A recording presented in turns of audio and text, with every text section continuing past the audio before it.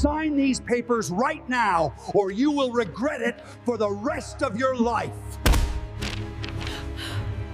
The air in the Thorne Great Hall was thick with the scent of lilies and the metallic tang of expensive champagne, a sensory overload that usually signaled the height of Sudbury's social season. Seraphina stood at the edge of the ballroom, her silk gown shimmering like a second skin under the massive crystal chandeliers. Then, the world went black. A collective gasp rippled through the elite crowd, followed by the jagged sound of a locked door clicking shut.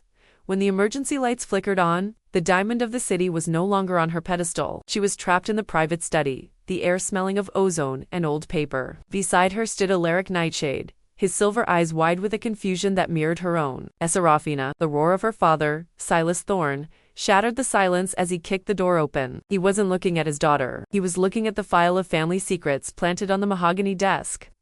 "You were caught red-handed," Silas hissed, his face a mask of performative rage. "Selling our shipping manifests to this dog," before the entire high society crowd.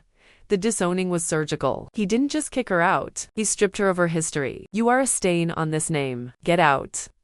As the guards dragged Alaric away, his desperate gaze locked onto hers, a face full of pain that she was too broken to interpret. The heavy gold doors slammed shut with a finality that echoed through her bones, locking her out of the only life she had ever known. The transition from the warmth of the gala to the biting Sudbury rain was instantaneous. Seraphina stood on the sidewalk, clutching a single, battered leather suitcase that felt impossibly light for a lifetime of memories. Her designer heels, never meant for the pavement, clicked a hollow rhythm against the wet asphalt. The bodycam perspective of her walk was a blur of neon lights, reflecting in oil-slicked puddles. Every block she walked away from the Thorne estate felt like a layer of her old self being peeled away. She reached into her pocket, her fingers brushing against her phone. But the screen remained a cold, black mirror dead, just like her connections. As she passed a pharmacy window, a wave of nausea hit her that had nothing to do with the cold. It was a deep, visceral pull in her stomach. She ducked into the shadows of a bus station overhang, her breath hitching as she realized the truth. She wasn't just walking alone. She was carrying the heir to the Nightshade Empire, the child of the man her father had just used to destroy her. The realization was a night of broken glass in her mind. She looked back at the glowing lights of the mansion on the hill and made a silent vow. She would disappear into the shadows, but she would return with the power to burn that hill to the ground. The next 3 years were defined by the flicker of a single candle and the smell of cheap coffee. Seraphine's golden cage had been replaced by a studio apartment, where the walls were so thin she could hear the city breathing. Every night, while the rest of the world slept, she sat at a makeshift desk made of milk crates, her eyes burning as she studied thick, annotated law books. She lived on the edge of exhaustion, her diet consisting of whatever was on sale at the local market, but her mind was a steel trap. When the time came for Leo to be born, there were no private wings or silk blankets. She was alone in a quiet, sterile hospital room, the only sound the rhythmic beep of a heart monitor. When she held him for the first time, seeing those unmistakable silver icy, the wall of ice around her heart solidified. "I will make them fear your name," she whispered into his tiny ear. She didn't just study the law, she weaponized it. She learned how to find the cracks in corporate armor and how to track the mafia shadows through paper trails. By the time Leo was taking his first steps, Seraphina was finishing her bar exam, fueled by a transformation from a pawn into a woman who understood that justice wasn't found, it was taken. 7 years later, the Sudbury morning was crisp and blindingly bright. A sleek black federal sedan pulled up to the front of the grand courthouse, its tinted windows acting as a barrier between Seraphina and the world she was about to dismantle. The door opened, and she stepped out, her heels hitting the marble steps with the steady beat of a war drum. She wasn't the girl in the soaked silk dress anymore. She wore a sharp charcoal gray power suit that fit like armor. In her hand, she held a gold federal badge that caught the sunlight, a diamond of a different kind. As she walked past the reporters and the loitering lawyers, a sudden chill seemed to follow her. The rich and powerful people inside the lobby stopped talking as she passed. They didn't recognize her at first, the nobody. Lab tech had become the highest kind of lawyer. But as she reached the top of the steps and looked back at the city skyline, her icy gaze settled on the Thorne shipping docks in the distance. She wasn't here to attend their parties or beg for their forgiveness. She was the federal prosecutor, and she had come to collect a debt that was 7 years overdue, inside her new office. The air was still and smelled of fresh ink. Seraphina sat behind a desk cluttered with maps of the Thorne shipping empire, the very docks where she had played as a child. Unaware of the illegal secrets hidden in the metal containers, she looked at the surveillance photos of the street spies Dante Moretti had once described, now realizing they were her father's own men. With a steady hand, she picked up her fountain pen. She didn't hesitate. She signed the first set of warrants against the Thorne shipping docks, the ink bleeding into the paper like a promise kept. This was the first strike. She wasn't just attacking a business. She was tearing down her father's legacy, piece by piece. As the faxes went out to the raid teams, she leaned back, her face a mask of unbreakable determination. She could almost hear the sound of the heavy gold doors at the mansion cracking under the weight of the law. For the first time since that night of broken glass, Seraphina felt a cold sense of peace. The hunt had officially begun. The park was a rare sanctuary of green amidst the industrial gray of the city, a place where the air didn't taste of salt or shipping diesel. Seraphina sat on a weathered wooden bench, her eyes hidden behind dark lenses, watching Leo sprint across the grass. The world. She was a mother, enjoying a Saturday morning. To her internal body cam, she was a sentinel on high alert. Her hand, never straying far from her bag, 50 yards away, partially obscured by the shifting shadows of an ancient oak tree, stood Thorne and Nightshade. He had heard the whispers in the underworld that a ghost had returned to the city, with a federal badge and a heart made of dry ice. But seeing her was a physical blow. She looked the same, yet entirely different. The soft girl he had loved was replaced by a woman who radiated a dangerous, quiet authority. Then his gaze shifted to the boy. Leo let out a bright, genuine laugh as he chased a stray ball, turning his face toward the sun. Alaric's breath hitched, a jagged sound in the quiet park. The boy had the exact same silver eyes as the Nightshade's, a genetic mark that was as good as a signature. It was a trait that had been in Alaric's family for generations, a shimmering gray that reflected the world like a mirror. In that moment, the mafia shadows Alaric lived in felt suffocating. He realized that for 7 years, while he was ascending the throne of a criminal empire, the most important part of his life had been hiding in plain sight. The courthouse hallway was a cavern of echoey marble and cold light. Seraphina stepped out of the hearing, her mind already calculating the next set of warrants for the Nightshade elders, when a shadow blocked her path. She didn't need to look up to know who it was. The air around Alaric always felt heavy, like the atmosphere before a storm. He was taller now, his face hardened by the burden of being the Nightshade boss, but those silver eyes were exactly as she remembered. "You've been back for a week," Alaric said, his voice a low vibrating growl that sent a flicker of heat through her wall of ice. "And you didn't think to tell me about the boy." Seraphina didn't flinch. She adjusted the cuff of her sharp suit, her expression as unreadable as a redacted file. "The law. You are a criminal. I am investigating a person of interest in a racketeering case. To me, you are the man who stood silent while his family threw me to the wolves." Her voice was a surgical blade, precise and cold. Alaric reached out, his hand hovering near her arm, but the look in her eyes stopped him. "I was set up, Seraphina, just like you." "Save it for the witness stand, Mr. Nightshade," she replied, her heels clicking a rhythmic, dismissive beat against the marble floor. As she walked past him, she refused to acknowledge their past, leaving him standing in the silence of his own regret, oblivious to the fact that his setup might actually be the truth. Seraphine's office was a fortress of paper and digital firewalls. Late that evening, the heavy oak door opened without a knock. Silas Thorne walked in, looking every bit the fallen giant in a suit that cost more than most people made in a year. He didn't come for an apology or a reconciliation. He placed a leather briefcase on her desk, the latch clicking open to reveal neat stacks of $100 bills. "Name your price, Seraphina," Silas said, his voice dripping with a greedy coldness. "Stop the investigation into the docks, and you can have your old life back. You can be a Thorne again. We'll erase the past 7 years like they never happened." Seraphina looked at the money, then up at the man who had disowned her in the rain. A slow, icy smile spread across her face, but it didn't reach her eyes. She leaned forward, the diamond of the city reflecting the harsh overhead lights. "The only Thorne left in this city with an ounce of honor is me. Silas, you think you're buying a daughter today, but you're actually just handing over evidence of attempted bribery of a federal official." She laughed, a sharp, hollow sound that echoed off the glass walls. "The price for your freedom is a price you can't afford because it would require you to be a decent human being." She pushed the briefcase back, toward him with a single finger. "You aren't getting your old life back. You're just proving exactly why you belong in a cell."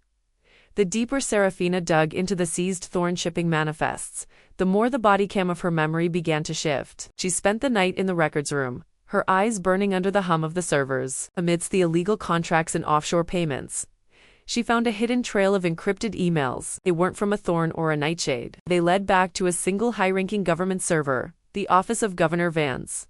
She realized with a sickening jolt that 7 years ago, the lights didn't just fail, they were cut on a precise timer. The scandal at the gala had been a masterpiece of manipulation planned by the governor himself. He had needed the two most powerful families in the city to go to war, so they would be too distracted to notice him systematically stripping their businesses and seizing their assets through corrupt legislation. The Diamond was no longer just fighting her family. She was fighting a shadow player who had used her as a pawn to consolidate his own empire. The realization that Alaric might have been an innocent victim in the governor's game sent a hairline fracture through her wall of ice. But she quickly forced it closed. Whether he was a victim or not, he was still the boss of the Nightshades, and the governor was a monster she had to slay before it was too late. Governor Vance sat in his high-backed leather chair, the glow from his dual monitors casting a sickly green light over his face. He wasn't looking at polling numbers. He was staring at a surveillance photo of Seraphina Thorne standing on the courthouse steps. He had spent 7 years believing she was a ghost, a loose end he had successfully snipped away during the gala scandal. To see her return as a federal prosecutor was more than a nuisance. It was a death sentence for his political ambitions. He tapped a rhythmic, impatient beat on his mahogany desk. "She's untouchable by the usual means," his chief of staff whispered from the shadows of the office. "We tried the bribe. Silas Thorne failed. She didn't even blink at the money." Vance's eyes narrowed, shifting to a second photo, a candid shot of Seraphina at the park, her hand resting protectively on the shoulder of a young boy with striking silver eyes. "Everyone has a pressure point," Vance hissed, his voice like dry parchment. "She's built a wall of ice around herself. But that boy is the fire she's trying to keep warm. Find out where he goes to school. Find the gaps in her security." He wasn't just ordering a surveillance mission. He was marking a target. He knew that as long as Leo was safe, Seraphina would keep digging until she unburied his secrets. If he couldn't buy her silence, he would force it by threatening the only light left in her world.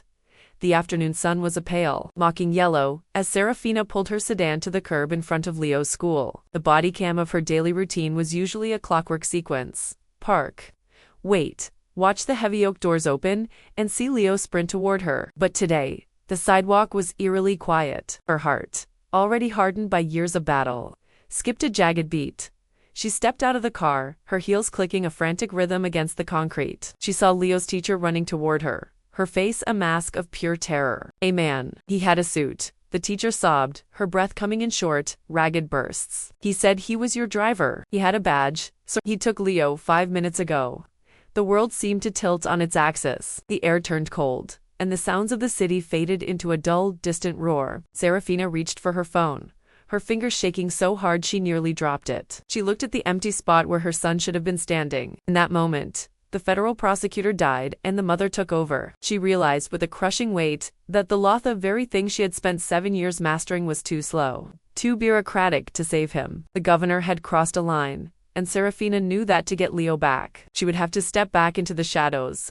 She had fought so hard to escape. Seraphina sat in her darkened car, the only light coming from the dashboard's dim blue glow. She looked at a contact name she had tried to delete 100 times. For 7 years, she had convinced herself he was part of the machinery that destroyed her. But as she watched the minutes tick by, she knew she couldn't fight the governor's hired monsters alone.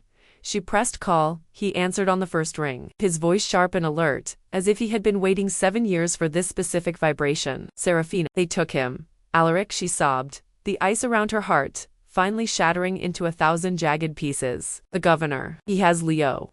There was a long, heavy silence on the other end, followed by the metallic, unmistakable sound of a slide being racked on a handgun. The confusion and pain Alaric had carried since the gala seemed to vanish, replaced by a cold, singular purpose. "Stay exactly where you are," Alaric growled, his voice a low, dangerous rumble. "The Nightshades are coming for him. I am coming for him." For the first time, Seraphina didn't care about his criminal title. She only cared that the man with the silver eyes was the only one fast enough to help her bring their son home. Alaric arrived in a swarm of black SUVs that moved with the precision of a strike team. He didn't look like a businessman anymore. He looked like a soldier returned from a long war. He slid into the passenger seat of Seraphina's car, spreading a series of street maps and digital tablets across the console. "My street spies saw a black van heading toward the old industrial district near the river," Alaric said, his eyes scanning the data feeds. Seraphina, her legal mind switching into tactical mode, pointed to a specific cluster of buildings on the map. "Those are the old Thorne van storage units. They were decommissioned 5 years ago, but they still have power. They worked together with a terrifying efficiency. He used his underworld connections to bypass local surveillance, while she used her knowledge of the governor's secret property holdings to narrow the search. For the first time, they weren't enemies or rivals. They were a team forged in blood and iron. As they sped toward the river, Alaric looked at her, his silver eyes reflecting the passing streetlights. "I won't let them hurt him, Seraphina," he promised. "I missed 7 years of his life, but I won't miss another second."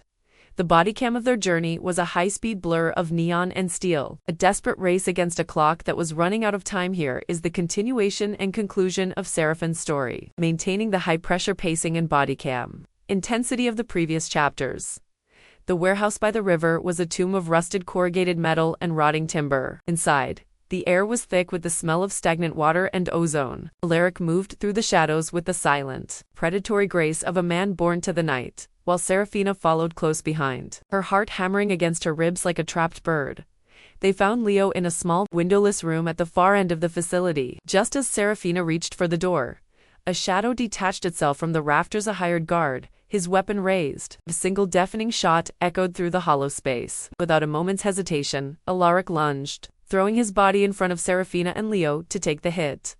The bullet tore into his shoulder, spinning him around, but he didn't fall. Seraphina grabbed a heavy iron pipe from a nearby rack and swung with a primal scream, knocking the guard unconscious. She dove for Leo, pulling him into her arms as Alaric slumped against the wall, blood soaking through his dark suit. He looked at her, his silver eyes clouded with pain but shining with a raw, undeniable love. In that flickering light, Seraphine's wall of ice finally collapsed. She realized he had been as much a victim of the governor's lies as she had. He had never stopped fighting for them. Alaric survived the surgery, but he refused the heavy sedatives. He sat in Seraphine's federal office, his arm in a sling and his face pale, but his resolve was ironclad. "My family's secrets almost cost us our son," he said, his voice gravelly. "It ends now."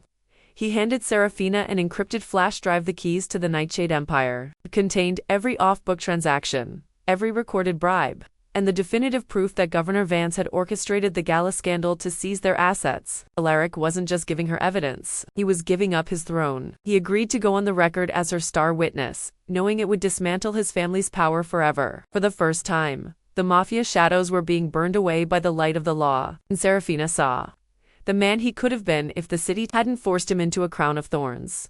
The trial was a media firestorm that paralyzed the city. Seraphina stood at the prosecutor's podium, her voice steady and sharp as a diamond. She didn't look like the girl who had been kicked out into the rain. She looked like justice itself.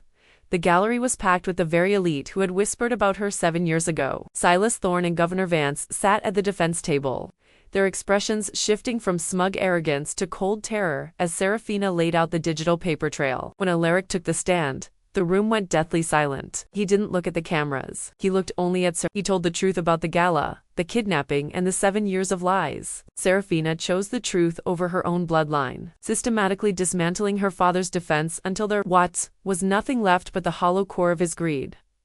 The jury's verdict was a gavel strike heard across the province. Silas Thorne and Governor Vance were found guilty on all counts, from racketeering to kidnapping. As the guards led her father away in chains, he stopped in front of Seraphina, his face twisted in a sneer. "I did it for the Thorne name," he hissed. Seraphina didn't flinch. She looked him in the eye, her expression one of quiet pity. "A name means nothing without honor, Silas. You didn't build an empire, you built a prison." The Thorne shipping docks were seized and sold to compensate the families they had cheated. The Nightshade elders were swept up in the wake of Alaric's testimony. The giants had fallen, and for the first time in a decade, the city felt like it could finally breathe again. A few weeks after the sentencing, Alaric met Leo in a quiet corner of a sun-drenched park. There were no guards, no black SUVs, and no shadows. Leo looked up at the man with the silver eyes, a mirror of his own. "Mommy says you're a hero," Leo said, his voice small but curious. Alaric knelt in the grass, eye level with his son. Tears he had suppressed for years finally broke. "I'm just a man who's trying to earn the right to be your father." Seraphina watched them from the bench, realizing that while she had provided Leo with justice, he deserved the love of the man who had chosen him over an empire. She finally told Leo the truth about who his father was, letting the mafia labels dissolve into the simple reality of a family trying to heal. Seraphina was offered a prestigious promotion to Washington, D.C., a chance to leave the scars of Sudbury behind. She looked at the offer, then out her office window at the city she had helped clean up. She realized she was done running. I'm staying, she told her superior. She didn't want a new life in a new city. She wanted to rebuild the one that had tried to break her. Alaric used the remnants of his legitimate wealth to start a foundation for children affected by organized crime. It weren't the same people who had fallen in love 7 years ago. They were stronger, tempered by fire, and ready to build a future that wasn't dictated by bloodlines or ancient rivalries. The story ends at a small, weathered house by the sea. There are no grand ballrooms or gold-leafed doors. Seraphina and Alaric sit on the porch, the rhythmic sound of the waves providing a peaceful soundtrack to their silence. Leo runs along the shoreline, his laughter carrying on the salt breeze. The moon hangs low and bright in the sky, a reminder of the Luna Seraphina had been in her darkest hours. They aren't Thorne or Nightshade anymore. They are just a family. For the first time, they aren't looking over their shoulders for the shadows of the past. They are looking at the horizon, together, as the tide washes away the last of the footprints from their old lives.